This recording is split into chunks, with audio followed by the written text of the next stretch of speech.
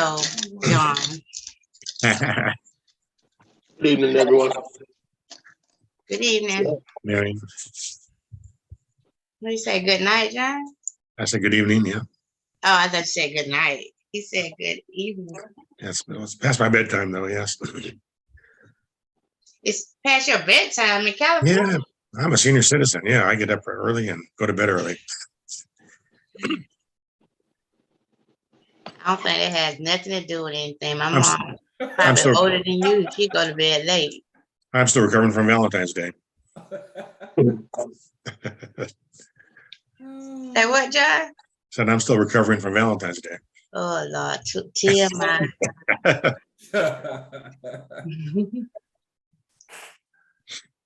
Good evening. Too fun. All right.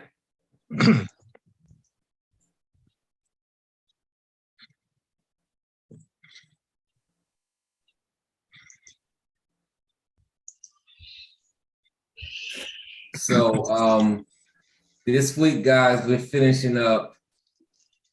We are finishing up. Oh, hold on. What I do here? That and this and that. So this week, I have a camera here in a second. Tonight we're gonna be finishing up the KRAs, key result areas.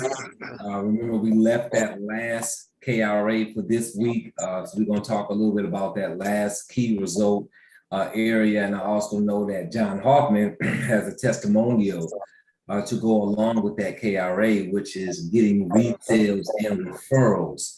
So I know that we will hear something from Sharanda Ivy and John Hoffman and myself on those different, on those two things, resales and referrals. We'll dig into that a little bit. And I'm also going to recap a little bit of the first 6 KRAs here.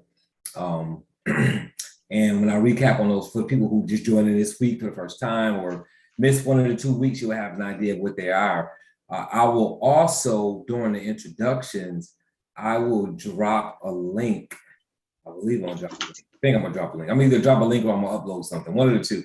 It'll happen one of 2 ways. I'll either directly upload the PDF or I will drop a link that you can click on for the PDF.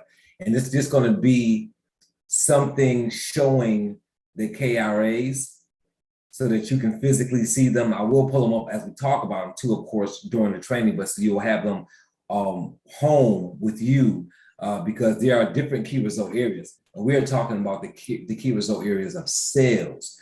So if you've heard the key result areas before, don't want you to mix that up with any index, any KPIs, anything like that. We're not talking about the KPIs, and we're not talking about the KRAs of other types of industries. We're talking about specifically the key result areas of sales. So we're going to talk about the big 7. I call them the big 7 on that. So we're going to recap those, and then we're going to go into that final KRA. And hopefully this is helping you guys line things up so that you could check, do a system check to see whether or not you're doing all the things that's necessary to do when you're going to make a sale from start to finish, right? From prospecting all the way to getting resales and referrals on that particular sale. So with that being said, I'm going to go ahead and turn it over to Ms. Sharanda Ivy so she can do an introduction, and then she'll do hers and John will do his, and then we'll get started from there. Good evening, everybody. My name is Sharanda Ivy here in Byron, Georgia. Been with Legal Shield. This is our 10th year. We're excited about that. We were just talking about that. 10 years here. So CDLP state trainer, certification trainer, 50K ring earner, recognized twice, 2019 and 2021 as Field Trainer of the Year. We've earned the Production Award app, working on 2000. We've earned the 1000 app award. And we qualified this year as Sapphire Elite Associates. And so we just, focus on this space, working to help these transportation companies and drivers in this space, doing cross-selling as well here with Small Business Plan as well.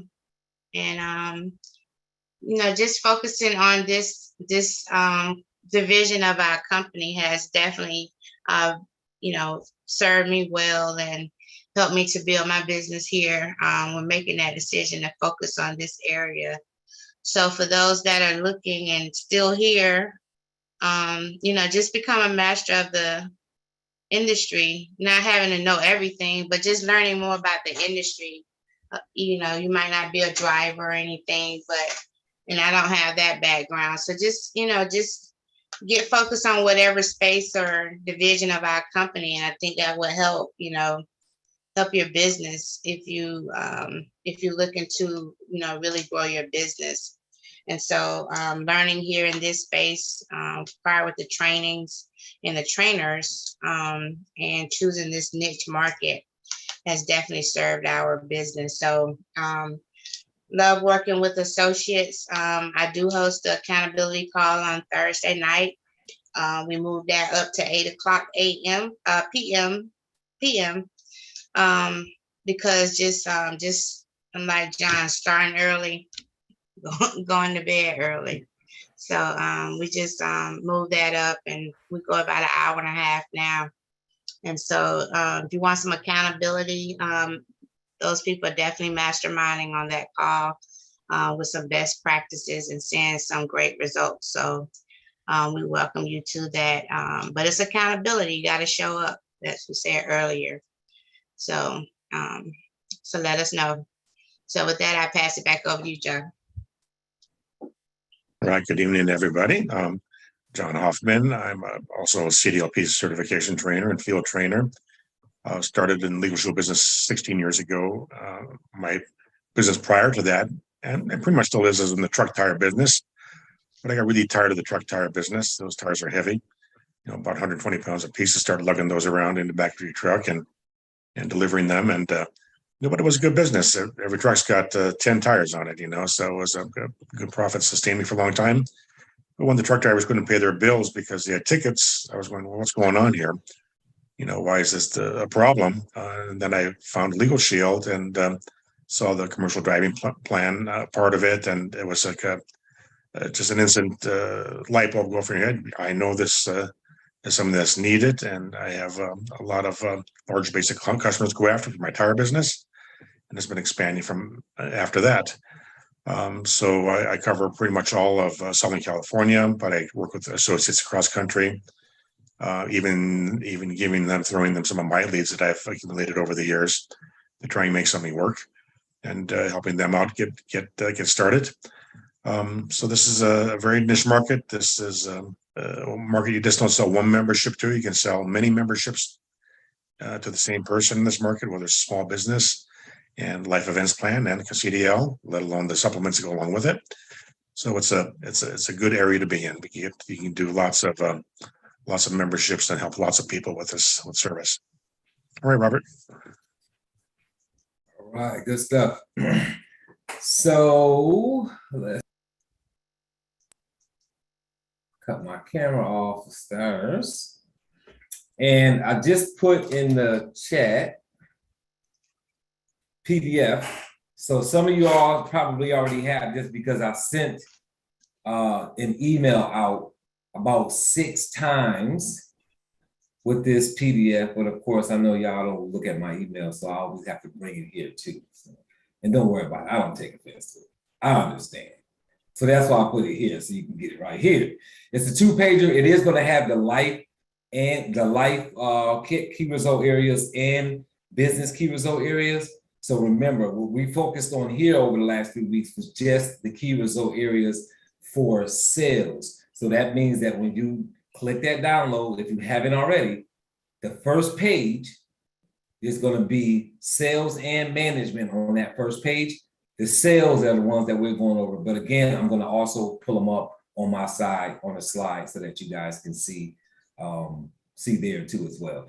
And as far as the accountability call for Thursdays, Sharanda may or may not be able to put something in this chat. I'm not sure how her link works, but I know it's on the Facebook page, the CDLP Facebook page for her Thursday call. So when she gets back on this talk, she can explain how to do that, because I'll sometimes forget myself how to get on to that call based on the page, like what you have to do particularly.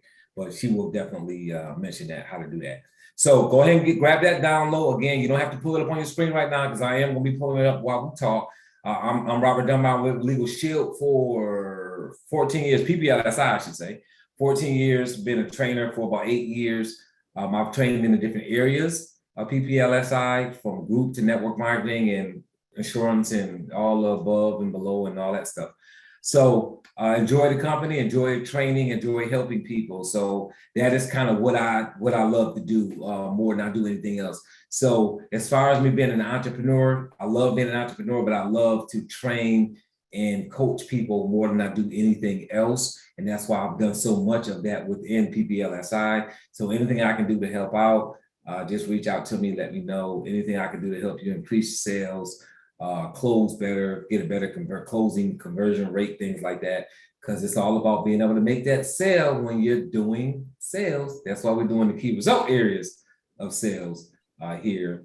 And we're going to stay in that sales space surrounding CDL throughout the year, just to make sure that you all understand the importance. Because when you're selling in this space, what's more important than just knowing what the PPLSI product does, or if you're offering that small biz plan to the trucking companies, or if you're offering that family plan to the individual drivers, is understanding the logistics industry. That's going to be key here, because it's a little bit different to sell it here than it is to sell it in different, to sell in other different arenas. So that's pretty much where that works at. All right, so we are going to get started here. And that seventh KRA, that seventh key result area is going to be resales and referrals. Resales and referrals. So when it comes to resales and referrals, of course, we all know that reselling for us means selling either cross, right? That means that I go back and sell a small business plan to maybe the trucking company, or I go back and sell the identity theft or the family plan to that driver who bought the CDL plan originally, if you didn't sell them both at the same time, right? Going back and offering another product, right? Down sell, upsell, cross sell, however you want to look at it, right? Another sale, or getting a referral from that driver from about a friend or maybe another trucking company, anything of that nature, right? So we're looking at getting resales and referrals because that will help us build our business. So if anybody here right now does a lot of asking for referrals, does a lot of going for the cross sale afterwards, not just selling and then going on your way. And this is general sales too, guys. This is not just selling CDL. This is whenever you're doing any kind of sale, right? That's why they call them sales KRAs. You should always, your number one customer, right? Your number one customer, or I guess I should say, your next potential customer is always the best opportunity for your next potential customer is always somebody that's already on your list, because they already trust you, they already bought from you, right? So because they've already bought something from you in the first place, now that you're selling them something else, the fact that crossing that line of selling to them, you've already done that. Now all you're doing is saying to them, hey, I've got something else that you need, right? So you've already trusted me to put you in a plan to cover you on your CDL license. What can we do to protect your identity in case something happens? What can we do to protect you when we're doing that crossover sale and saying, hey, look, these are some things that our drivers are dealing with when it comes to life, right? So how about we put you in this life events legal plan, or whatever the case may be. So you can do it that way. If it's an owner operator and you gotten in there and you dealt with them and there are a couple of drivers that they have working with them, are you going back and saying, hey, how about we look at protecting your company with our small business plan in case you have issues like this, that, or the other, right? Whatever your pitch is going to be for that small business plan for that company. So these things will get you more sales, and we've talked about them here before, but we're just now talking about them as attached to the other 6 KRAs as a method of making more sales. Yes. So those referrals as well. So if you're making referrals or you're getting resales, when you go out and you talk to companies, I want you guys to go in the chat and just put me, M-E, it's me. I want to know who's actually doing that. What does our audience look like? Do we have people that are going back? Of course you are, George. You're a sales guy. George is one of those people we call a sales guy, right? Been in sales for years. Oh, this is definitely the right crowd. We got 1, 2. Trina don't count because she a trainer. Oh, No, I'm not saying, no, it's good you put it. I'm saying, I'm looking at the numbers of people who saying me and not a whole bunch of people. And there's 42 people on here? Yeah. So, I mean, we're talking to the right group of people. So, guys, you can really increase your sales by simply doing that and coming up. Again, remember we talked about, it was either last week or the week before last during this little series that we're doing here. We talked about having a pitch that makes you comfortable when you're going to close, right? So when we talked about closing the sale, we talked about what can you say, what can you put in your language that makes it easy for you to convert that person over to a sale? When they ask you a question, can you answer it and then go into a close, right? Do you have a traditional close that you just use that you're comfortable rolling into after you finish doing your presentation? So when you finish that presentation, say, so yeah, this is what most of my clients like most about that. So are you ready to get started in working with me with this? Or when is it best for me to get to your drivers and talk to them? How do you want to set up your drivers? When is your next safety meeting? Whatever your closing pitch line is, you've got to have that ready to be able to roll into it so that you don't forget to ask for the sale. Well, it's the same thing here. How do you ask for a resale? How do you ask for a referral? Is there a way that you know how to do that so that it's not awkward for you? Because that'll make you procrastinate on doing it if it's awkward. So I want you to come up with something. So a good exercise for you to do is to write down a few different pitches that you can roll into, because you'll realize if you write a few different things down and then practice them, right? And you can practice them on whoever you want, a friend, a family member, right? Practice them on your dog, practice them on your stuffed animals, practice them in the mirror, whatever you need to do, practice them. I remember it was years ago, my kid's not really young like that anymore, but I would practice my pitches on my kids when they were on punishment. That was always the worst thing for them. When they was on punishment, I'd be like, come in my office and I'd be saying pitches to them all day and I make them real uncomfortable. So they ain't like that. So they're not that young now. I can't do that. I don't really put them on punishment. My youngest is 16, so that's pretty much over with. But if you got any kids or any grandkids or any nieces and nephews that get in trouble, then just, bring them in your space and just do all kind of awkward pitches and that's so you can practice them on. But those things will really help you as you move forward to have a comfortable transition when it comes to that. So if I'm talking to, put somebody in the crowd, Daryl Stanley. If I'm talking to Daryl Stanley and when I finish getting him enrolled into the program, so let's say I either did it over the phone because I'm calling the drivers like we talked about last week, or I'm sitting in a actual physical group that I've just closed out or whatever the case may be, and I'm sitting one-on-one. Doesn't matter what the scenario is. After I finish doing that enrollment and we talked about the value of that product, I may say one of my best ways of getting enrolling new business is that most of my clients know they turn me on to somebody else that they care about, that they know that could use this. Do you have anybody that you know that could use a membership like this? Right, that's a simple transition into asking for a referral. Something else that a lot of associates do, and put a 1 in the chat if the next one I'm about to say is something that you've done. You have a referral sheet that you give people and ask them to put referrals on. So I know associates that will actually send them a sheet and say, hey, look, I'm looking for some referrals. If you can give me a couple of referrals of people that you know, let me know. And they send them over a referral sheet where they can actually write the referrals on themselves. So sometimes, again, this is another tip, right? Different one.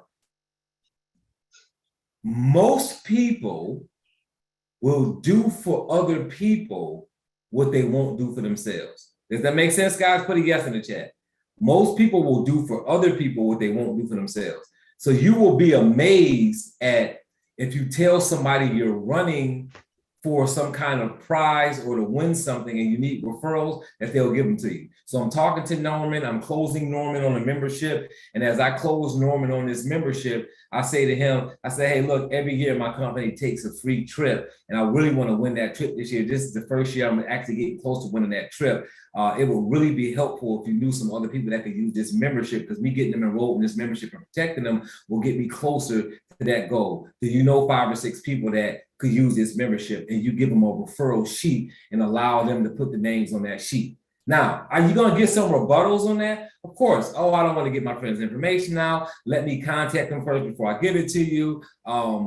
Is there any way I can just give them your information so that they can call? You're going to hear all those different things when you say that, right? It's not always going to be as clean as them just saying, yes, you can have some referrals. So a couple of things that you can do when that happens. So I'm still talking to Norman, and I give him that pitch about me trying to win the trip. And he says, well, actually, I would like to help, be able to help you do that, but I don't know whether or not the people I know could actually use the membership. Let me ask them and then get back with you, and I'll let you know. Now, let's say that's what Norman says. Now, let's go ahead and tie Norman down to an actual time. I say, oh no, that's good, because I really don't want to call them if they're not interested. And it's gonna be awkward if I just reach out and call some strangers. Like, so are you gonna call them first and then get back with me? Yeah, I'll get back with you. When is it gonna be a good time for me to follow with you to find out whether or not you reached out to them yet? Now I'm pinning Norman down to a particular time for me to call him to follow up with him to see if he followed up on his friends or family. Is that fair, guys? So you can always make that attempt. Another rebuttal you might hear, well, I'm not comfortable giving my friends' information out. I'll just, if you give me your information, got any business cards, and I'll just let them know. Again, oh no, I understand that. I totally understand. I don't know if I would be comfortable giving my friends' information out either. Check this out. Here's a few business cards that you can give to a couple people. Is it a way that I can give you a call at another day and time to find out whether you've given those out to a couple of people, so I'll know who to expect, who to get a phone call from? Something that I've used a lot of times when it comes to referrals is me asking for people's information so that I can say, I want to know that they're calling you, right? So again, finishing the conversation with Norman. Hey, look, I'm going to give you a call in a couple of days to see if you've been able to get those business cards out. I really need to know who's going to be calling me, because I don't always take every call. So it'd be important if I know who it is calling me, what their name is, what their number is, once you've given them my business card, so I know to expect their call when they call me, right? Something else that I've used to get the information about a person, or at least a name from the person on that referral list. So a paper tangible referral list can work very well, because you give them something for them to fill out, put information on, and you wouldn't believe. And again, in the chat, I want you to put it too, if you can relate to this. If you can relate to this, how many times you've given somebody, if you've done this, a referral sheet and been surprised that people will literally fill that referral sheet out with names and numbers for you. Will literally give you a sheet with people's names and numbers. That actually works. You will have some people that'll hesitate, but you have people that'll actually give you 5 or 6 or 7 names on a sheet for you to reach out to and call. So that will work if you do it. So just keep in mind, getting referrals that way will help you build your list of potential prospects. And I'm gonna call on you here in a second, Clock. I see your hand up. So it'll definitely be something that will have you add to your list of people that you're reaching out to. On that resale, guys, there's all kinds of ways to do a resale. Like, it depends on what other product you're looking to sell. But again, this is about being prepared for things, being prepared. So what I mean by being prepared, and I see the responses on YouTube as well. So thank you guys for responding over there. What's important when it comes to cross-selling, reselling, cross-selling, upselling, downselling, is writing down your different pitches. This is very helpful, guys. And you don't sound scripted, because all you're doing is using it for a bullet point. So if I'm making phone calls to people who have gotten a membership. So when I was like a calling machine, I mean, I'm not a calling machine anymore, right? But when I used to make calls, it would be days where I would just line up customers that I already had on the books, and I would call people that I have already sold to. And I would ask them for a referral or try to cross-sell them on something. And I would always have a couple of pitches in front of me. So when I pick up the phone to call that person, right, and now I'm gonna find somebody else, George, right? So I'm calling George, and when if George answers the phone, the first thing I'm gonna say is, hey, George, this is Dunbar. I'm just following up with you, man, to see whether or not you got the app situated on your phone, whether you've had a chance to call the attorney yet. Is there anything I can help you with? Depends on what membership I sold and what I'm gonna say when I call and do this. I call and I do this, right? Just a pleasant conversation just to get that person talking. Once I get that person talking, now I'll go into another one of our products. And what that pitch is going to be, it's going to depend on what product I'm going into, right? If I'm going into the identity theft or the family plan because they have the CDL, or going into the CDL because they have the family, you want to have little lead off pitches written down somewhere where you can look at them to decide which one you're going to do and plan that out first. Before I call George, I already know what membership George has, and I know what membership I'm going to go to sell George. Does that make sense, guys? So once I know what membership I'm going to sell George, I'm going to clearly say in my mind, okay, George has the CDL plan. I'm going to sell him the family plan. After I ask him all those pleasant questions and see how he's doing, and see how his family's doing, and see how his travel's doing in that CDL vehicle, I may say, hey, let me ask you a question. Do you have any situations going on where you feel like you need to have a family attorney, like getting your will taken care of, things like that? I know a lot of truck drivers, they don't have their inner life documents taken care of. And I know you got a dangerous job. We wouldn't wish bad on anything or anybody that we're serving as a client. But if something was to happen, do you have something in place to cover your family if something happened and you didn't make it home? Right? And that person says, well, no, actually, I don't have my will done. And I say, look, the same program that you have now, we have that set up to help you with your family as well. And one of the key things you can do as soon as you enroll in that membership is you can literally get your will done and have it back to you within about 3 to 5 business days. Is that something that you'll be comfortable getting taken care of today? Right? That's my pitch for that. If it was a small business plan, if it was an identity theft plan, I would have a different lead off pitch.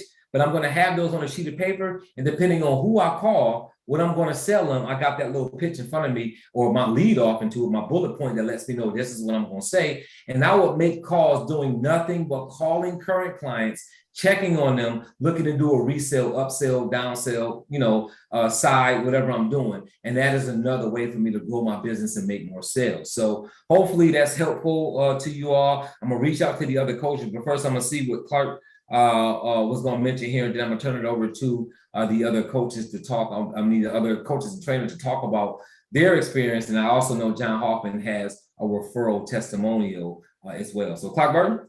Hey, I was going to say, in the new prospect by PPLSI, there's a referral sheet in there. Oh, good stuff. Good stuff. And what I did, I have a lot of associates who are inactive. They're still paying the memberships. They're still on the board. I'm still getting residual, but they're inactive. I send it out to all of them to test it out. I had 2. I had one I signed up with on Saturday, and I have one I'm waiting for a follow-up call today or tomorrow.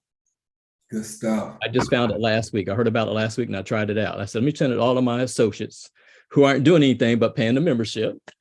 And now that's making them think about, hey, can you help me with this new person? If I can sign somebody up on my team, I don't have to worry about no chargebacks. Just theirs. Yeah. So, hey, so you got rid of your marble balls already? Say what? You got rid of your marbles that you had? Oh, no, I still use those for training, so I still have them. Okay. I still use them for my Marble Madness training. Yeah. And that's good, Clark. That's excellent. I'm glad that legal PPLSI has a referral sheet back there for you guys to use. But I would definitely suggest doing that, guys, because sometimes we're reaching out for new business, which is I would never discourage against that. Always reach out for new business, but don't forget the client that you have already on the books, especially in a company like PPLSI, where they have several products. So if you sold one, you got a lot of other opportunities to sell the other programs. So just call some of those clients to make sure that you're servicing them, getting them to use the membership, and then marketing another one of our plans to them. And for those that's thinking in the back of their head, because I know that somebody is saying, I don't want to call my client because I don't want to call somebody and they drop the membership. I don't want to call somebody and they complain about the membership. Well, guys, that's sales. I don't have no slick line for you on that. That's sales, right? Like if you call somebody and they have a problem with the membership, fix it.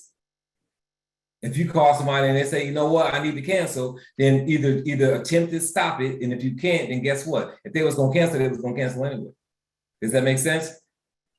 Don't not build your business because you're worried about making a phone call. That to me makes just as much sense as the person that says, I'm building a business, but I don't want to make X amount of dollars because I don't want to have to pay extra taxes. What's the point, right? You're building a business. Pick up the phone, call those people that already have the membership, try to cross-sell, downsell, upsell, get a referral. If it turns out to be a bad situation for you because the person no longer wants the membership, so be it. Sometimes it's going to happen that way, but you're going to get way more business doing this than not doing it. Does that make sense? So it makes more sense to just go ahead and do it and look at working on your business. So I'm going to go ahead and turn it over to Sharanda, Ivy first, and then Sharanda can pitch it over to John. Okay.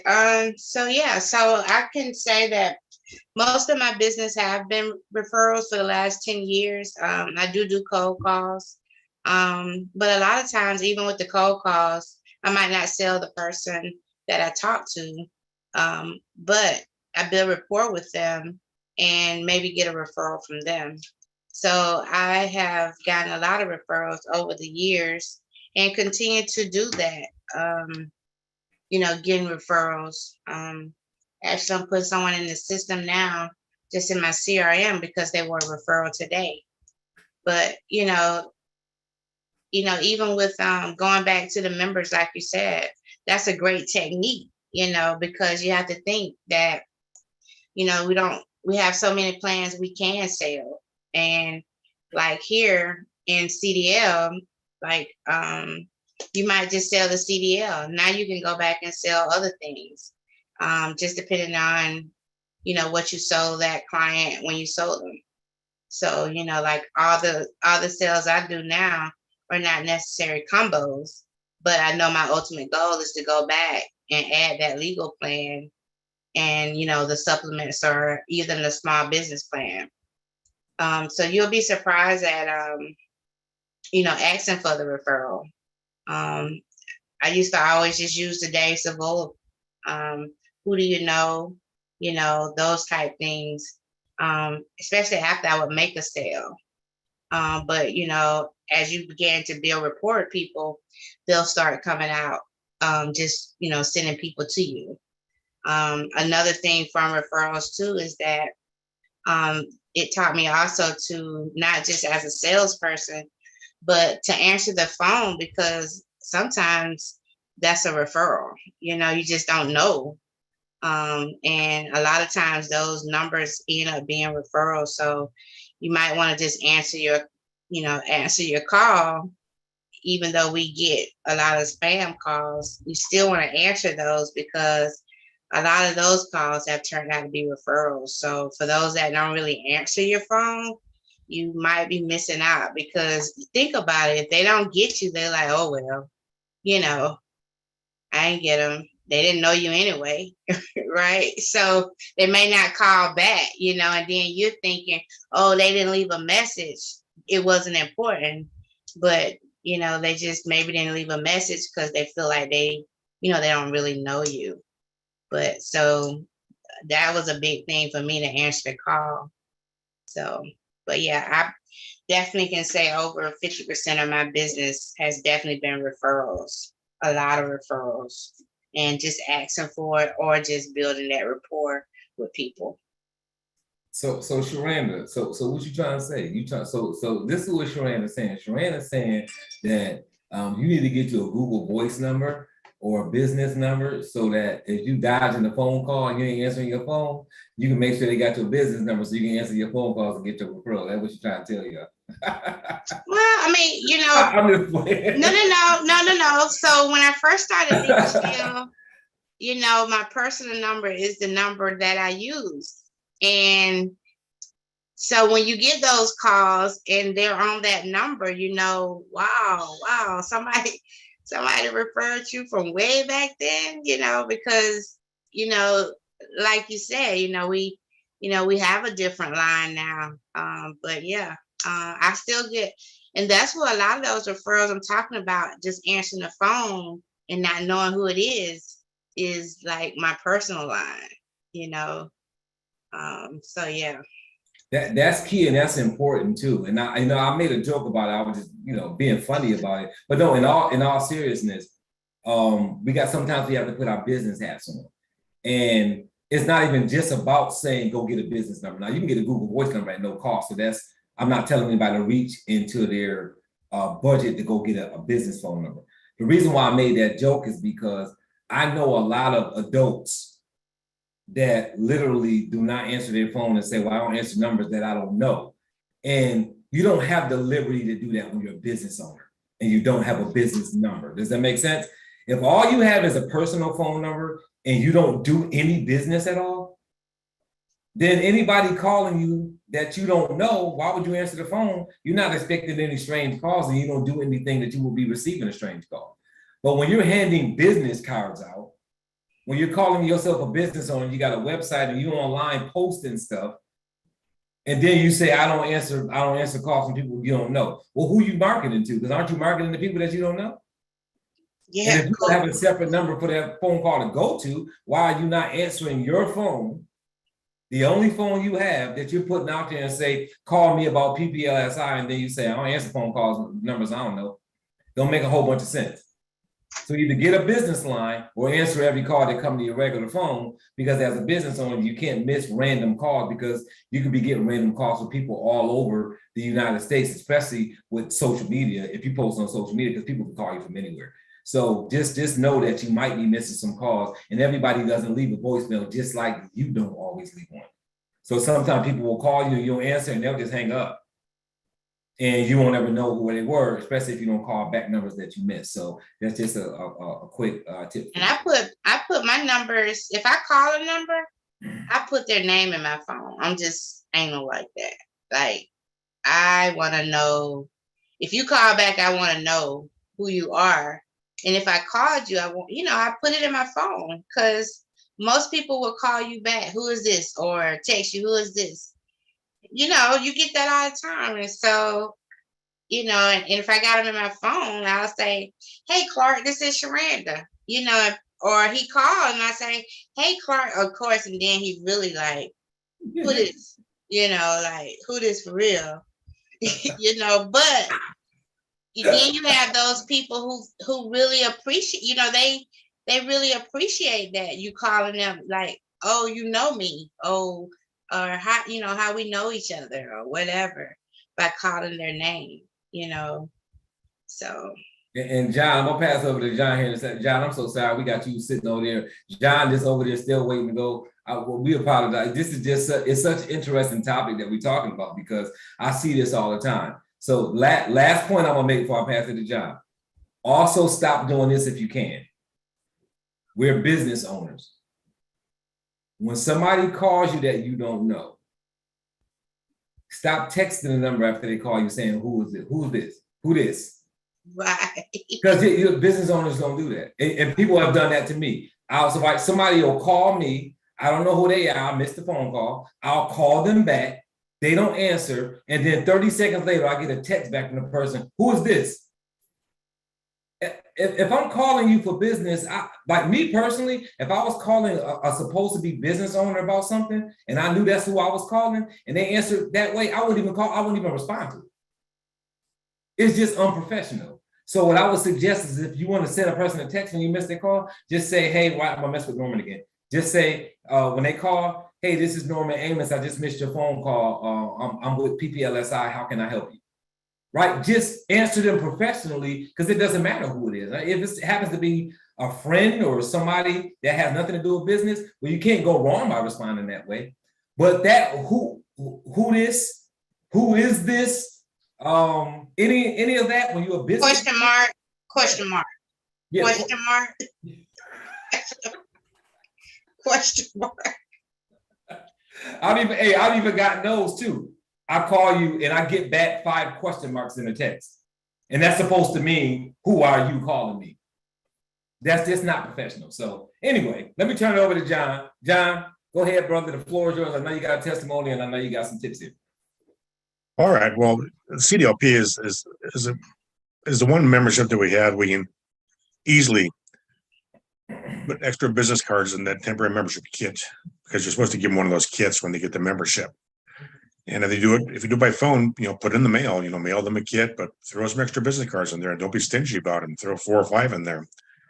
And they will pass them out to their drivers, they know, and just let them know I'm giving you some extra cards too, to have one for yourself. And then, if you know of any of the other drivers, please pass this information along. I want to help as many drivers as I can.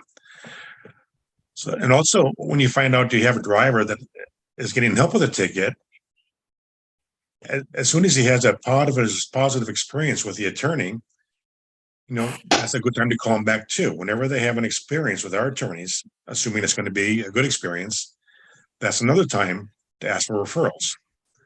Now, I go out in the field quite a bit. I was on the field all day today, calling on customers face to face, and I'm always asking for referrals, but I'm always talking to other people too. So when I see like a new safety manager in a company, I'll say, well, where did you work before? We have this at this company, but where did you work before? Can you steer me in the right direction to talk to somebody over there? Will you call them, let me know I'm going to come over? So those are easy ways to get referrals. But I'll never forget, I was working with somebody, a workout partner I had, and he was a Spanish-speaking guy. And I would say, I want to go to this guy and go visit him again. And his response to me says, why? He wants to know how to cancel. And that only meant that he wasn't sold the membership the right way first. If you're afraid to go back to them because you're afraid they're going to cancel. If the membership is sold correctly, not overpromised, but under delivered. But there's no reason not to go back and talk to people, because one, if they are having a problem, you want to know what it is, because we have ways that we can solve those problems.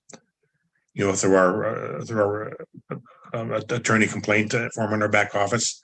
Although I will say it works much better if you have a problem with that, where the member calls up customer service and complains directly instead of us complaining for the customer. They get much better response when the customer complains to it. But that's, that shows them that you care. Okay. And when they see that you care and they know you care, that's when you're going to get those referrals. The hardest thing for me was in my early days of Legal Shield was to get the referral as they were signing the paperwork, especially in the small business plan. They haven't even used it yet. And I was afraid, how can I ask for a referral? They don't even know what this is yet, but that's actually when the fire is hot. That's when the fire is the hottest, is when they're giving you the payment information that they're sold on it. Okay. When they reach that point, that's the one time, the very first time you should ask for a referral. Who else do you know that could benefit from the service? So one other tip that I have is, that was it, after positive experience and with the kit, even if they buy long distance from you, mail them a kit, put extra business cards in there. And then, if they had a previous employer, those are the way I get referrals. But the one I wanted to focus on just recently, I had a client that had a trucking company, had a small business plan as a group. And he hasn't even used it yet, but he called me up and he said he had someone in his office he wanted me to talk to. And this gentleman had 3 businesses. He got 3 business plans and 3 groups. Just from one referral. So that's what can wait for you if it's done properly. Okay, it has to be done properly, and not feel like they're forcing someone to get it. And to feel like that, they have to be a believer in that this is something that's going to work for them. And of course, the one that got the 3 business plans, I haven't been able to contact him since. He's been ghosting me on the phone. He won't answer my phone calls, but he hasn't canceled yet. But that happens too. But don't be afraid of the cancellation, because they're going to ask how to cancel it. They're going to cancel it anyway, or not renew their credit card, or change things. But you can get more success just by throwing extra business cards in the membership kit. When you see somebody new in a company that you're servicing, you're working with already, or another driver you're working with, ask them where they worked before, and if they know the safety manager, would they mind if you can maybe use their name, or if they would call them for you. And those are easy ways to get referrals. Those are always the warm referrals to get to. Those are the easiest ones to convert. Okay. All right. Good stuff, brother. Good stuff. So what I'm going to do is just do a quick recap to make sure everybody understood that process. Sometimes we need to see things over and over and over and over again, right? So I'm gonna share my screen real quickly, guys. Let's see where we at. All right, so you should see the key result sales here, key result areas for sales. So on the PDF that you guys have received, either downloaded because you got the email or you downloaded it out of today's chat. And I just put it back in the chat again, fresh. So if you missed it the first time, it's there now. Click on that link and it'll open up. I believe it's going to be 2 pages. But the second page, don't worry about. I mean, if you want to look at them for yourself to just your own studying for your own self, go right on ahead. But what we're talking about here is right here, KRAs for sales. And you are just making sure that you're wrapping your head around these 7, because you can always check your system to make sure that this is how you're doing your sales, and make sure that you can convert people quicker, and to make sure you're following the right steps in the process of closing more people. So the first thing you have to do when it comes to making a sale, right, your key result areas of sales is going to be prospecting people. That's number 1. Building rapport and trust. That's number 2. Identifying the needs of that prospect, right, before you get them closed, because that's how you close them, by identifying what they need, not by just selling them what we offer, by identifying what they need so that you can position your next step, which is the presentation. You're positioning that presentation because you identify their need. Once they are a customer, now you have to identify the needs of the client, right? That's how you get a resale. That's how you get a referral. And that's how you make sure the membership is working on their behalf. How do they need it? You've heard Sharanda Ivy, you've heard us all mention this, but Sharanda Ivy, it's a sticking point for Sharanda. Sharanda talks about not selling the small business plan to trucking companies without understanding how it helps them, because it does not help them the same way that the small business plan helps your other small businesses. So identify the needs of that logistics company, that trucking company, before you sell them a small business plan, and make sure that the small business plan actually can help them. This is why we'll say in this space, don't sell the $49 small business plan, sell the $99 small business plan or above, because if you can't add trial defense, it's probably not a good plan to market to the trucking companies, because one of the main things that we're wanting to cover with the small business plan is if they're sued. And they can't cover themselves on a lawsuit if that's the case. So we want to make sure that we're keeping that in mind, that we identify the needs of the client before we market them the plan. This is how you sell people the wrong plan. This is how you sell people the wrong add-on, right? Because you don't identify the needs of the prospect or identify the needs of the client. So put a 5 in the chat if that makes sense. The next one, presenting persuasively. Not just presenting, but presenting in a fashion that persuades them to pick up the membership, because you have added value and you let them know this is the result that you will have by having our membership. Not the result saying you're going to beat the case, not the result saying that we're going to help your score get lower, not the result of every time an attorney goes to court, they're going to win so that you can data queue it. That's over-promising, right? And you're not going to be able to deliver that. But it is presenting persuasively by letting them know it's in their best interest that the drivers who leave their yard in vehicles have this kind of protection. So if something happens, they have their day in court. Yes, I guess. So what you're doing is letting them know your company stands a better chance of a less chance, not a better chance, a decreased chance of being audited if every time a driver gets pulled over, gets cited, they have a qualified attorney to fight that particular citation or violation. These are the things that you are presenting persuasively about. If it's a small business plan, then it's something else. If it's the identity theft, then it's another persuasive tactic that you're using. If it's the family plan, it could be you saying, hey, look, it's important in this day and time to make sure you got your end of life documents done. We can take care of that, yada, yada, yada, yada, right? So presenting persuasively, that's number 4. Number 5, answering the objectives patiently. That last word on the end always, guys, is key. Patiently. Don't answer objectives with an attitude because they're asking you too many questions and you want to close them. Don't let people smell commissions on your breath. That's just part of sales. You're making a sale. If the person has a lot of questions, you should have a lot of answers. If you don't have the answers, it's okay to say, you know what, I don't know the answer to that. You know, that's interesting that you asked me that. I've never had a prospect ask me that before. Let me get back with you on the answer to that question. And then don't forget to throw this in. If I'm able to get that question answered for you, will that help you in moving forward and getting enrolled in the membership?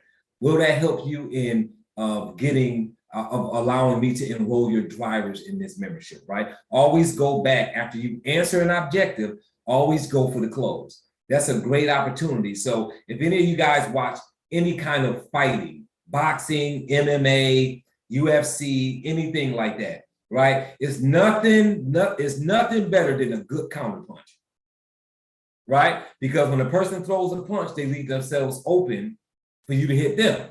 So if they miss or you follow right, so I boxed years ago, like in another lifetime, long time ago, long time ago, right? And my coach was always taught me to follow the punch back, right? So if you've ever been taught boxing, you know, if you've got your hands up and somebody swings at you, if you follow their punch back to them and they don't put their guard back in place, it gives you an opportunity to hit them. Yes or yes? So always the objective, right, when they ask you a question, respond, but that's a chance for you to throw a punch, right? So remember when they ask that question, so does this plan cover just me, or does it cover me and my significant other and all my children?